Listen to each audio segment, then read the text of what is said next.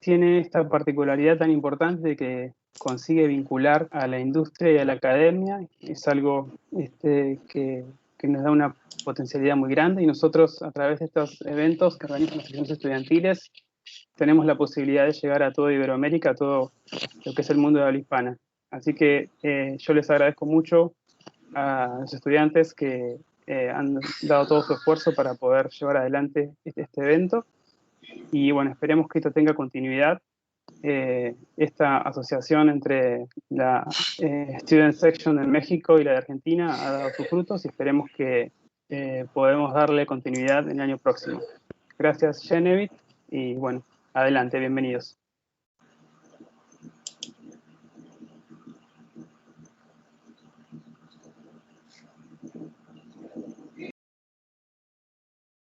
Creo que tu micrófono está silenciado, Genevieve. Cierto.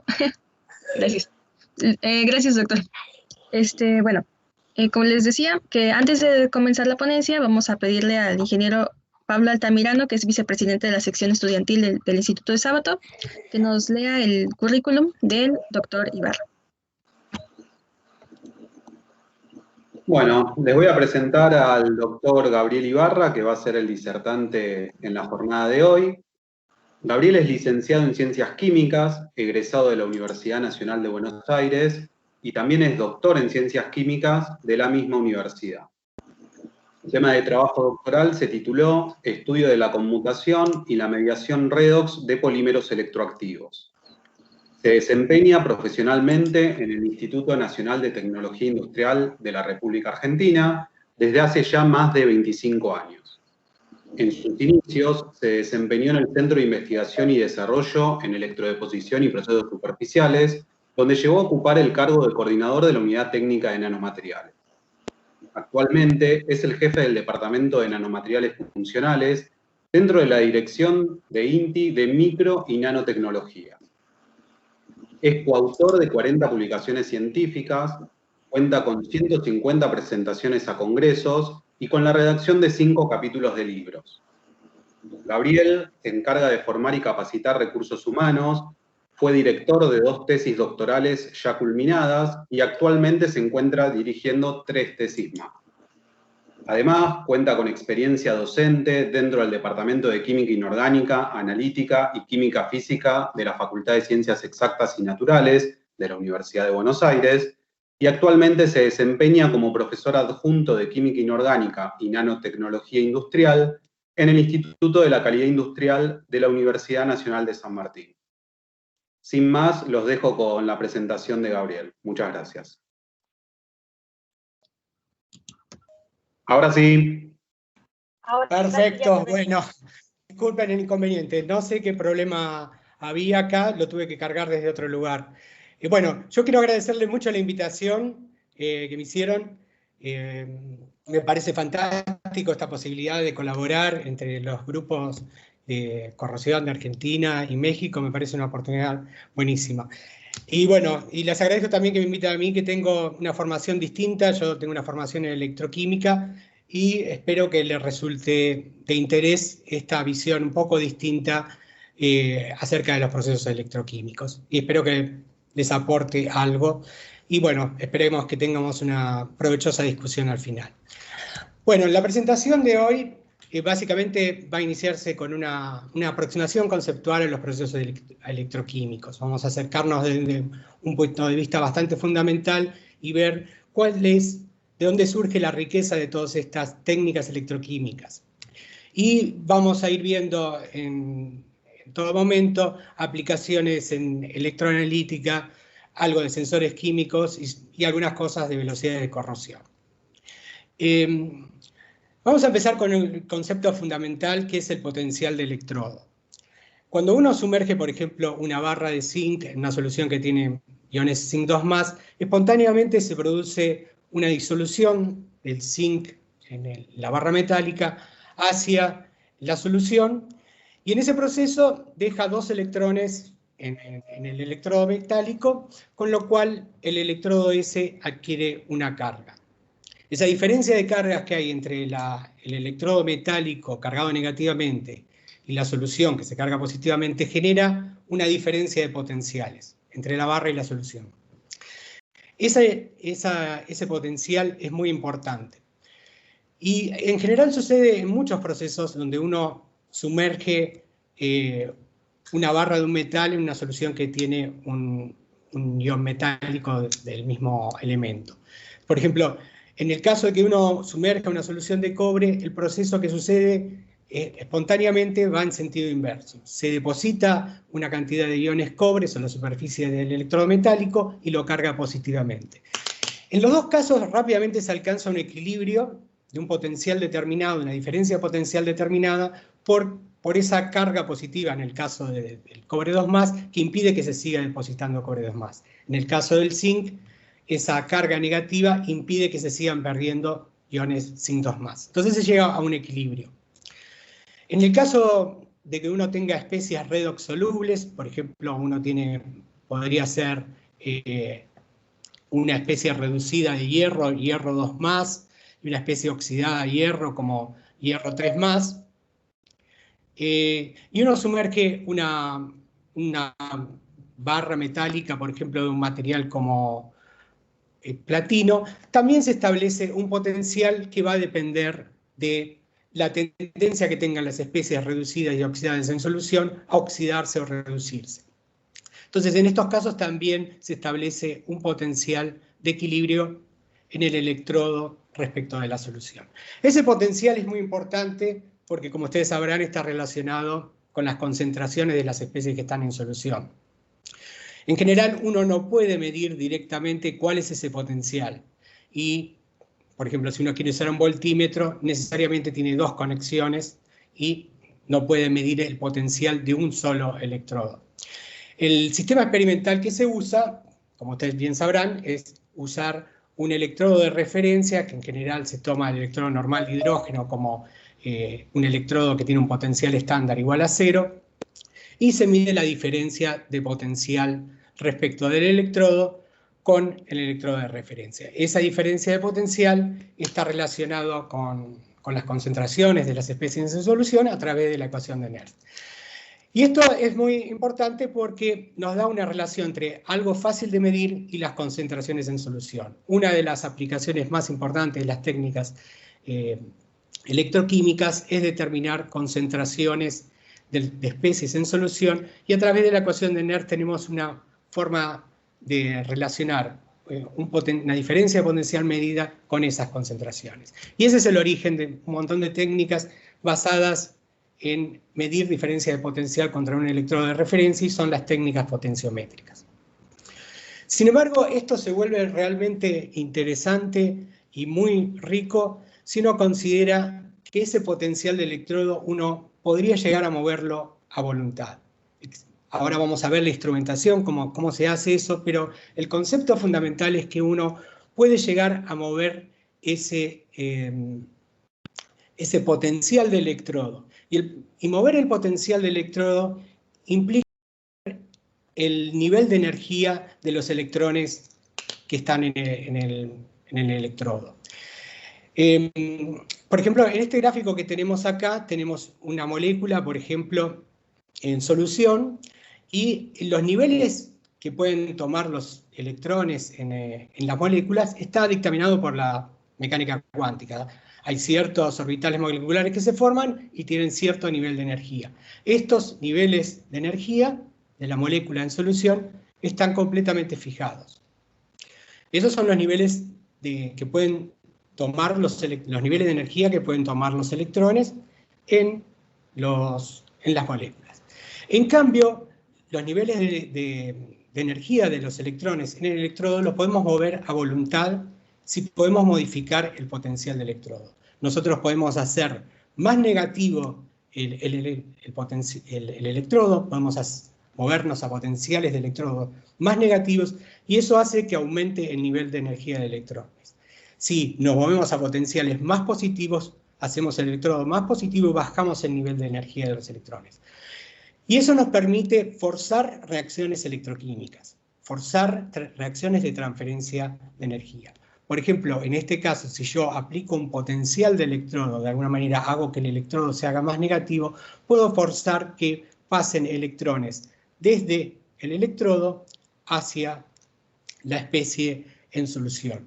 Entonces, en este caso, yo estaría forzando acá una reacción, por ejemplo, del tipo de reducción.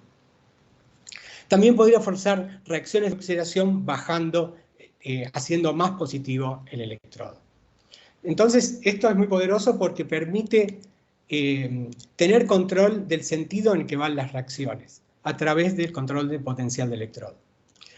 No solamente podemos tener control del sentido en que van las reacciones, sino también podemos tener control de la velocidad con que ocurren. Acá tenemos 3 ejemplos distintos donde están aplicados distintos potenciales de electrodo. En principio, por ejemplo, acá podemos considerar que está en el equilibrio, o sea, no estamos aplicando ningún potencial externo. El potencial es el que se establece espontáneamente. Y lo que estamos graficando acá es la energía libre versus la coordenada de reacción. Es como si nosotros acá tuviéramos el electrodo y acá tuviéramos la solución, groseramente. Lo que sucede en este caso, en el primer caso que estamos viendo, es que esta distancia que estoy marcando yo, acá, con este rectángulo rojo, corresponde a la energía de activación del proceso de oxidación. Para pasar de sodio metálico a sodio más en solución, en este caso lo que tendría que hacer es remontar esta energía de activación, que es equivalente a la energía de activación del proceso de oxidación, que va en sentido inverso. Ahora, a través de controlar el potencial del electrodo, yo puedo hacer que el nivel de energía de los electrones, que es uno de los reactivos en este tipo de reacciones, por ejemplo, baje. Y esto hace que se modifiquen las energías de activación de estos procesos de oxidación y reducción. Ahora, la energía de activación para la oxidación es mucho más baja que la energía del proceso de reducción. Entonces, lo que estoy haciendo acá es modificando la velocidad con que ocurren las reacciones de reducción y oxidación. Entonces, tenemos control del sentido en que ocurren las reacciones y también podemos tener control de la velocidad con que ocurren las reacciones. Y esto solamente a partir del control del potencial del electrodo de trabajo, del electrodo en que nosotros trabajamos. Y hay una cuestión más que hace muy interesante las técnicas electroquímicas, que es muy simple medir la velocidad con que pasan las reacciones. Sencillamente, la cantidad de corriente que circula, la cantidad de electrones que circulan, nos da una medida de la velocidad de reacción. Al ser los electrones uno de los reactivos, la cantidad de electrones que circularon nos dan una medida de la velocidad de reacción y eso puede medirse muy fácilmente porque es simplemente una corriente eléctrica. Entonces, tenemos control del sentido de las reacciones, control de las velocidades y una forma fácil de medir las velocidades de reacción. Lo más importante de esto es cómo hacemos para controlar el potencial del electrodo. Nosotros tenemos que diseñar algún tipo de instrumentación que nos permita tener ese control del potencial del electrodo que nos permite hacer todo este tipo de cosas. Y esto se logra con un equipo que es como el mejor amigo del electroquímico. El equipo se llama potenciostato y se usa en combinación con un sistema electroquímico que contiene 3 celdas, 3 electrodos. Básicamente se necesita un electrodo que llamamos electrodo de trabajo, que este electrodo de trabajo es el electrodo al cual yo quiero controlar el potencial. En este electrodo yo quiero saber exactamente cuál es el potencial en todo momento porque ahí puedo forzar las reacciones en cualquier sentido y controlar las velocidades y demás. Se necesita un electrodo de referencia para poder saber exactamente cuál es ese potencial. Y se necesita un tercer electrodo que se llama electrodo auxiliar o contraelectrodo. ¿Cómo funciona este equipo? Básicamente uno le dice al equipo cuál quiere uno que sea el potencial del electrodo medido contra el electrodo de referencia y el equipo tiene un sistema de retroalimentación que va aplicando diferentes tensiones o diferencias de potencial entre los electrodos de trabajo y el electrodo auxiliar, de manera que siempre tengamos este potencial que estamos buscando sobre el electrodo de trabajo. Entonces, esta combinación de potenciostato y una celda con 3 electrodos, uno de trabajo, uno de referencia y un electrodo auxiliar, nos permite el control del potencial de electrodo. Y una vez que uno tiene el control del potencial de electrodo, puede hacer diseños de distintos tipos de técnicas electroquímicas que básicamente se basan en perturbar ese potencial de electrodo con ciertas funciones de distinta forma y registrar la respuesta en corriente, de manera de ver cómo evolucionan las reacciones químicas y con qué velocidad. Entonces hay diferentes tipos de técnicas electroquímicas basadas en el control del potencial del electrodo que tienen distintas formas de perturbación. Una de las formas de perturbación más sencillas que uno puede imaginar es un escalón de potencial. Uno tiene originalmente un potencial y salta rápidamente a otro potencial. Eso produce una perturbación del electrodo, produce reacciones que producen corrientes y uno, analizando esa corriente, puede tener información del sistema. Entonces, la primera forma de perturbación es este escalón de potencial, una de las más simples. Otra forma muy usual de perturbación del potencial del electrodo es lo que se llama voltametría cíclica. Acá lo que se usa es una onda triangular donde uno barre linealmente el potencial del electrodo y registra la corriente. Ahora vamos a ver ejemplos de esta aplicación de esta técnica. Y pueden haber muchas formas más de modificar el potencial del electrodo, obtener respuestas en corriente que pueden interpretarse en función de la concentración o de los procesos electroquímicos que están pasando. Por ejemplo, en la voltametría de corriente alterna, uno suma a la perturbación que hace de onda triangular en voltametría cíclica, le suma una onda sinusoidal, una frecuencia mucho más alta y puede tener otro tipo de formas de respuesta en corriente. Otro tipo de técnica electroquímica suma al barrido lineal, al igual que la voltametría, que se usa similarmente a la voltametría cíclica, le suma una onda cuadrada y eso también permite discriminar reacciones químicas a través de la corriente.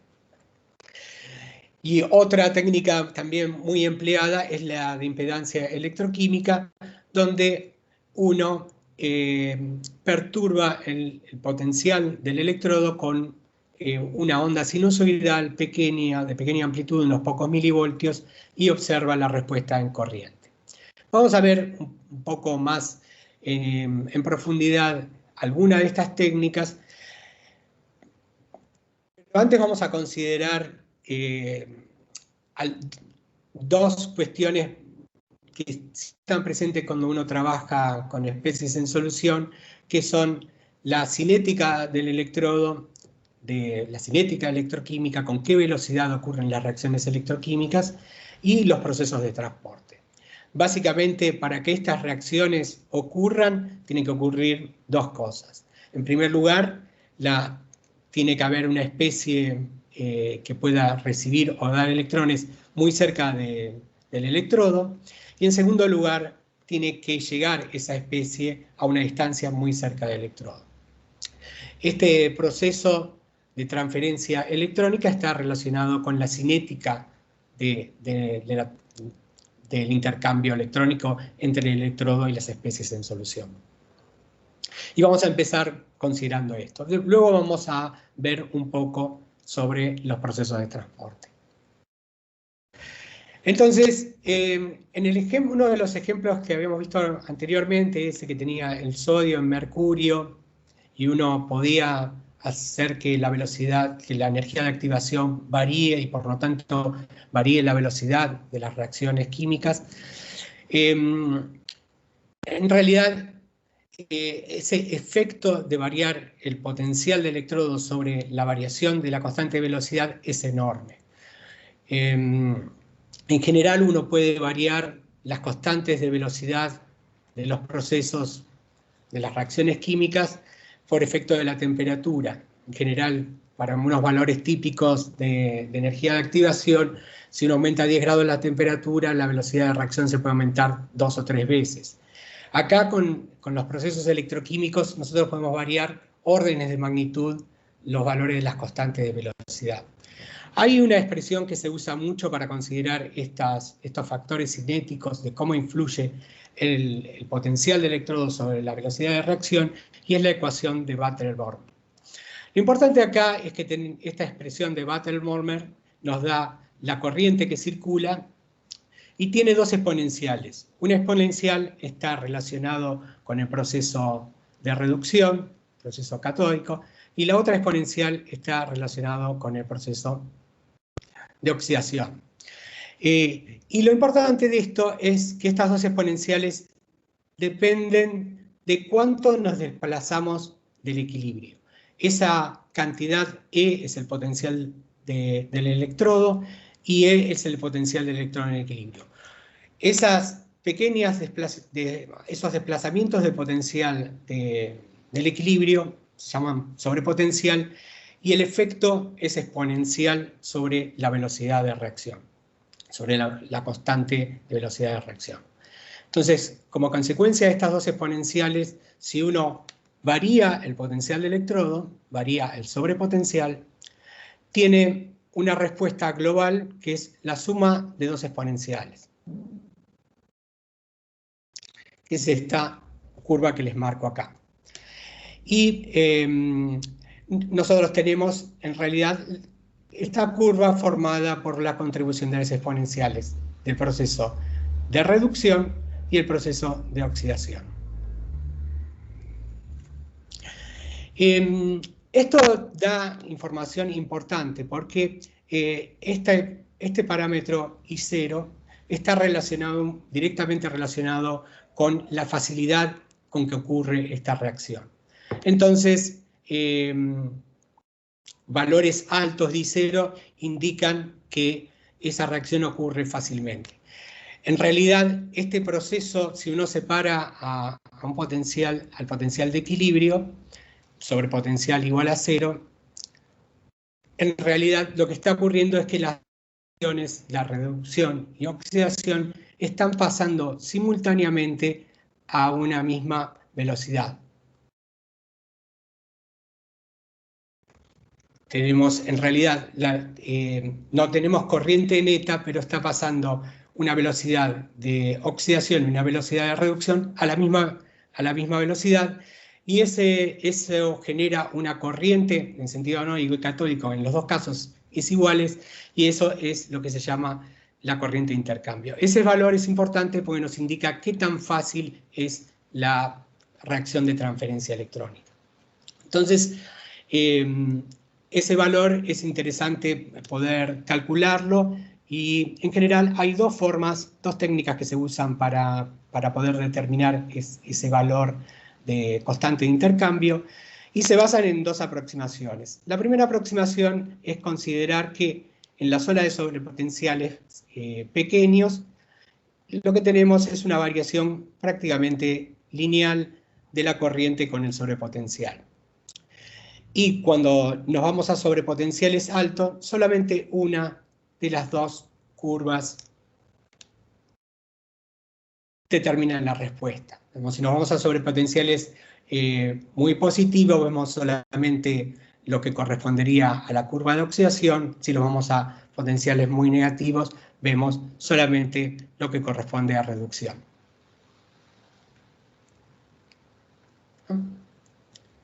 Entonces, esas dos aproximaciones, bueno, si consideramos potenciales muy pequeños, esa curva de Butler-Born, que es exponencial, se puede linearizar, y tenemos acá una variación lineal de la corriente con el sobrepotencial. Eso es prácticamente como si fuera una resistencia, entonces se puede calcular ese valor de resistencia, llamado resistencia de transferencia de carga, que está relacionado con esa corriente de intercambio. La otra aproximación da origen a otra ecuación, que es la ecuación de Tafel. Cuando uno se va a sobrepotenciales muy altos, solamente contribuye una de las dos ramas exponenciales y uno puede calcular la corriente de intercambio a través de la extrapolación de la región lineal de un gráfico de logaritmo de corriente versus el sobrepotencial. En general, estos procesos que estoy considerando solamente tratan de la parte de la transferencia electrónica, cómo influye el potencial del electrodo en este proceso de que un electrón salte de un lado para otro. Pero cuando uno trabaja en electroquímica, algo que es determinante y fundamental es la llegada de las especies reactivas a una distancia adecuada al electrodo para que puedan reaccionar. Y aquí tenemos que considerar cómo es el movimiento de esas especies reactivas. Y puede moverse a través de tres formas impulsoras distintas. Se puede mover a través de difusión, a través de convección, que es el movimiento colectivo de toda la solución, o a través de la migración, que responde a la diferencia de potenciales, a un gradiente de potenciales en la solución. Eso se puede expresar con una ecuación que es la ecuación de Nernst-Planck, que considera el gradiente de concentraciones para la difusión y un coeficiente de difusión de las especies que estemos tratando. En el caso de la convección depende de con qué velocidad se esté moviendo la solución, y en el caso de la migración depende de las cargas, de la movilidad que tengan esos iones y del gradiente de potencial eléctrico en la solución. En general esto es muy complicado, entonces desde el punto de vista electroquímico uno busca formas de simplificar este tratamiento. Entonces, en general, el efecto de migración de los iones se puede eliminar agregando un electrolito soporte, una cantidad de sal suficiente de manera que no hayan gradientes grandes de potenciales en la solución, entonces este término lo podemos hacer desaparecer. Si trabajamos con soluciones estáticas, este término también lo podemos desaparecer, y entonces quedan casos donde la única forma de movimiento de las especies reactivas es por difusión. Y es interesante considerar un par de ejemplos donde esta reacción es muy rápida y la respuesta electroquímica depende solamente del transporte de la especie hacia el electrodo. Consideremos, por ejemplo, el caso de salto de potencial. En este caso que voy a considerar acá, toda la corriente que uno vea va a estar limitado por la velocidad en que llegue esta especie reducida hacia el electrodo. Cuando llega al electrodo está un potencial tal que esta reacción ocurre a una velocidad mucho más rápida que el proceso de transporte. En esos casos en que el transporte limita toda la velocidad del proceso, directamente tenemos que la corriente es proporcional al flujo difusional. Y ese flujo difusional se puede expresar por la ley de Fick como un coeficiente de difusión por el gradiente de concentraciones. Entonces, en el caso de que uno aplique un salto de potencial, supongamos que acá tenemos el potencial inicial, es el potencial de equilibrio, y pasamos a un potencial donde se produce la reducción, lo que vamos a tener inicialmente, si miramos un perfil de concentraciones, si miramos concentración desde la distancia del electrodo hacia la solución,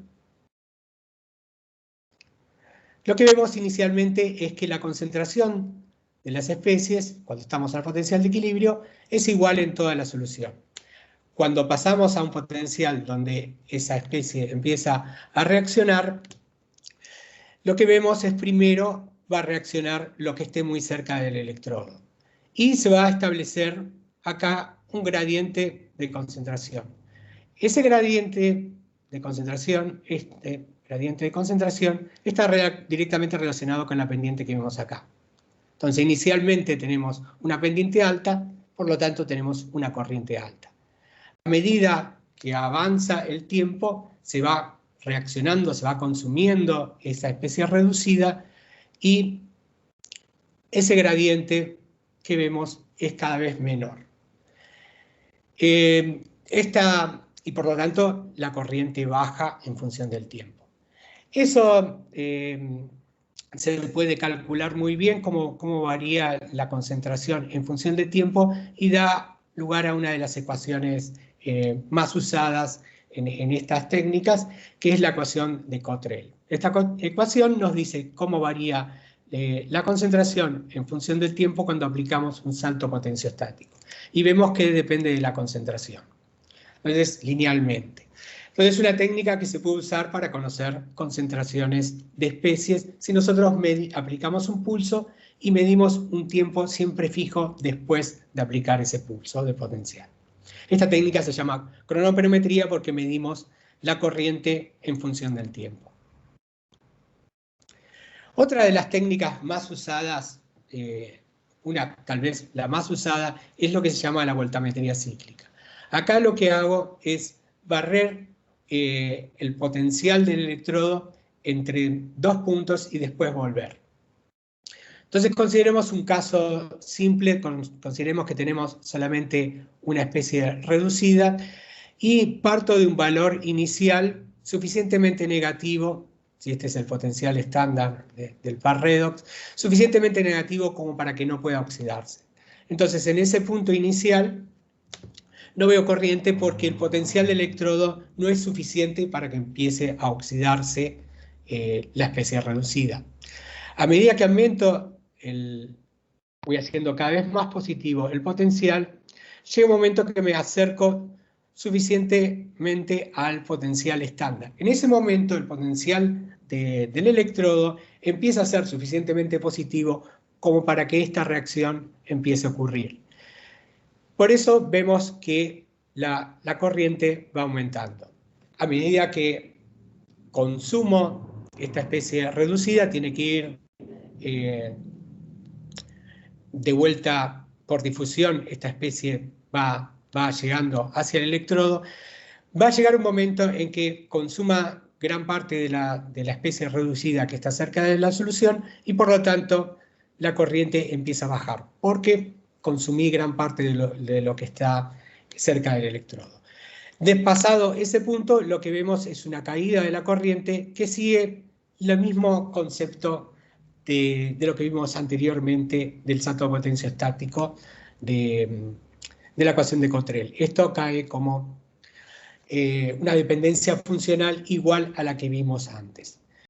Cuando uno llega al potencial, sigue este proceso de oxidación hasta que de vuelta nos volvemos a acercar al potencial estándar. En ese momento, la especie oxidada que se generó en este proceso empieza a estar a potenciales suficientemente negativos como para que empiece a pasar la reducción. Y estas formas son típicas de especies, estas formas de voltagramas, que es el gráfico que les estoy mostrando acá, son típicas de especies que reaccionan fácilmente. Esto nos permite tener bastante información de sistemas electroquímicos. En general, hay ciertos valores característicos que son importantes, como la corriente de pico catódica y anódica, y los potenciales de pico catódico y anódico. Por ejemplo, la corriente de pico está directamente relacionado con la concentración, entonces lo podemos usar para medir concentraciones de especies en solución. Y aparte, esta diferencia entre el pico anódico y el pico catódico en potencial está relacionado con qué tan fácil es la reacción de intercambio electrónico.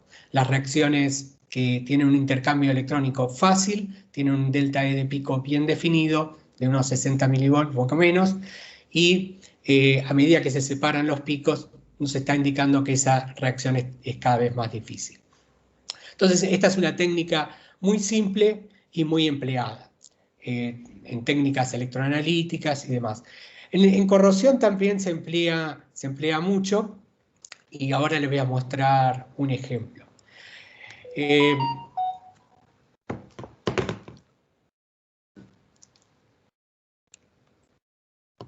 En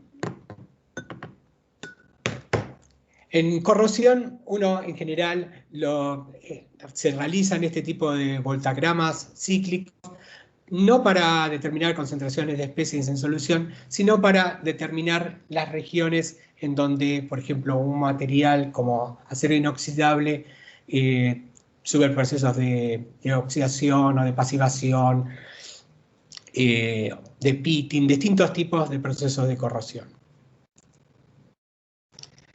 El último tipo de técnica electroquímica basado en el control del potencial de electrodo que quería comentarles muy brevemente es la espectroscopía de impedancia electroquímica. En este caso, lo que nosotros hacemos es perturbar el potencial del electrodo con una función sinusoidal superimpuesta al potencial. O sea, perturbamos el potencial del electrodo con unos pocos milivoltios de amplitud de una función sinusoidal. Eso provoca que aparezca una corriente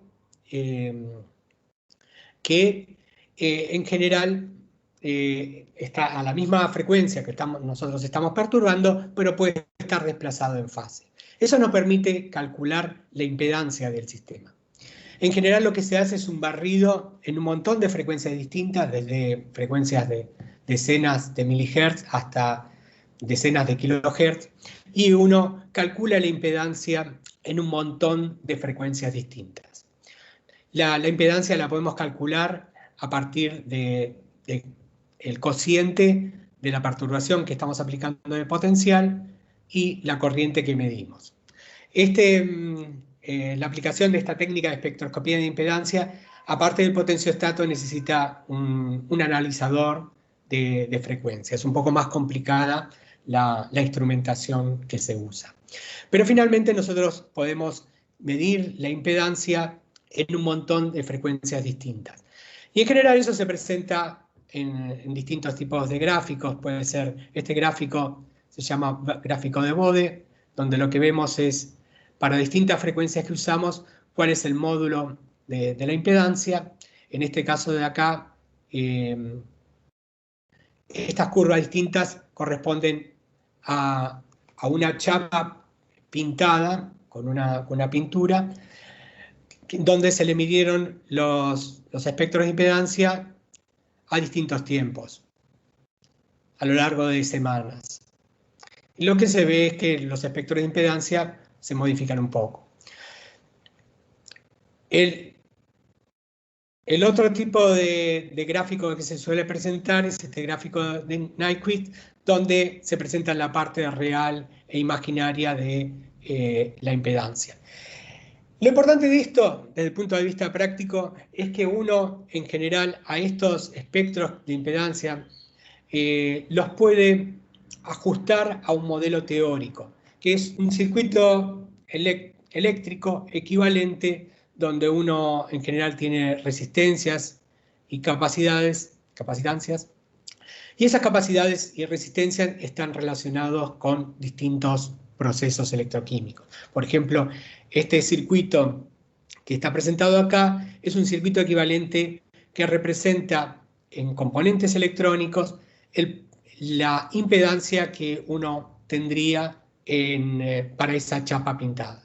Entonces, usando este modelo de circuito, uno puede extraer una función teórica y puede ajustar los diagramas experimentales a un modelo teórico. Y puede obtener, por ejemplo, estos valores como resistencia de polarización, que están relacionados con la velocidad del proceso de corrosión. Entonces, esa técnica para cuestiones de medición de procesos de corrosión es muy empleada porque permite justamente obtener parámetros que están directamente relacionados con la velocidad con que ocurren los procesos de corrosión. Las técnicas de control del potencial del electrodo son, desde el punto de vista electroquímico, me parecen las más interesantes, porque justamente permiten todo ese control de de la velocidad y ver jugar con un montón de funciones distintas de perturbación y ver aumentar los límites de sensibilidad y un montón de cosas. Pero hay algunas técnicas en donde en vez de controlar el potencial de electrodo, lo que se controla es la corriente. Y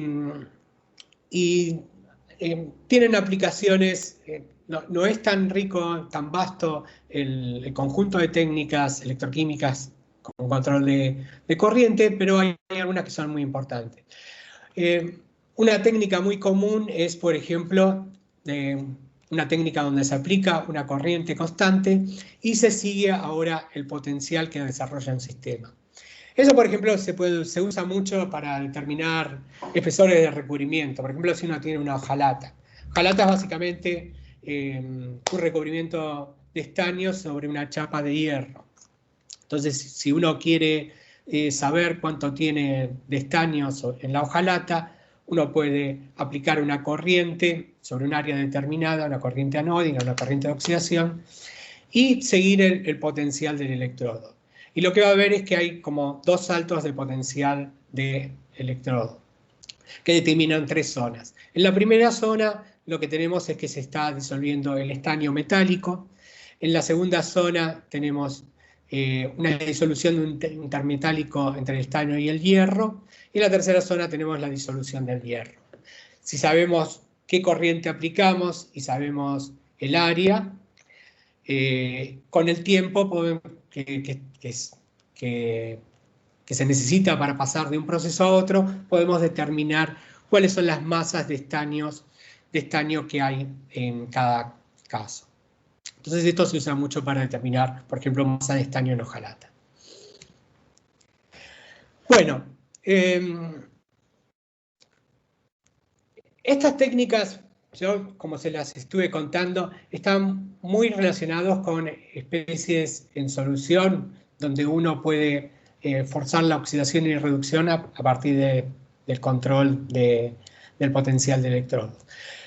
La interpretación para corrosión es algo distinto porque el proceso es distinto. No tenemos un proceso de equilibrio, es un proceso distinto, pero las técnicas, el concepto es más o menos similar. Por ejemplo, nosotros podemos separar estas técnicas en técnicas estáticas y dinámicas. Estáticas me refiero a que no circula corriente, y una de ellas es la potenciometría. La potenciometría es bastante importante en el tema de monitoreo de corrosión, porque nos permite determinar el potencial de corrosión. En el caso de técnicas dinámicas, la técnica de barrido potencial también permite, por ejemplo, obtener la resistencia de polarización, que también está relacionado con la velocidad con que ocurren los procesos de corrosión. Y en los casos de técnicas de control de corriente son bastante interesantes, técnicas que aplican un pulso de corriente y ven la respuesta en potencial, y de ahí también pueden calcular la resistencia de polarización. En general, a partir de los valores que uno obtenga de potencial medido con la técnica de potenciometría o de la resistencia de polarización, uno puede establecer si ese material se está corroyendo a una velocidad alta o baja. Personalmente yo no trabajo en este tipo de cosas, trabajo más en el tema de sensores, y realmente está ocurriendo una revolución en el tema de sensores. Por supuesto, todas estas técnicas electroquímicas se pueden hacer muy bien en el laboratorio cuando uno tiene equipos muy sofisticados que permiten controlar muy bien el potencial de electrodo, hacer un montón medir las corrientes con mucha precisión, valores muy bajos. Pero la posibilidad de desarrollar sensores es como permite que uno utilice estas técnicas electroquímicas desde un punto de vista dándole portabilidad y conectividad a los sensores.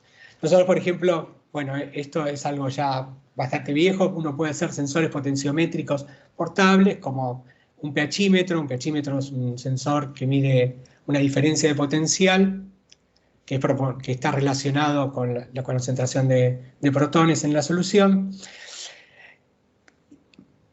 Y esto está sufriendo una revolución justamente por una conjugación de factores. Uno de ellos es que se pueden hacer ahora electrodos de referencia imprimibles de estado sólido. Entonces uno podría, por ejemplo, llegar a medir, usar electrodos potenciométricos para medir, por ejemplo, la concentración de iones en el sudor de una persona. Pueden medir el pH, pueden medir concentración de distintos iones a partir de usar sensores potenciométricos. La otra cuestión importante es que uno puede desarrollar la electrónica y la conectividad necesaria para poder medir esas concentraciones de iones usando una técnica potenciométrica, por ejemplo, y después mandar los datos, por ejemplo, a un celular. Otro tema interesante donde las técnicas electroquímicas están provocando una revolución es en el tema de los sensores amperométricos. Son sensores donde se mide, bueno, se aplican un potencial y se mide una corriente. Estos biosensores en general incorporan biomoléculas, pero lo importante es que utilizan, para este caso, utilizan celdas electroquímicas y aplican potenciales y miden corrientes. Por ejemplo, este sensor de glucosa que se ve acá determina la glucosa a partir de una reacción electroquímica. Lo que tenemos acá es una celda electroquímica que tiene su electrodo de trabajo y su contraelectrodo y demás.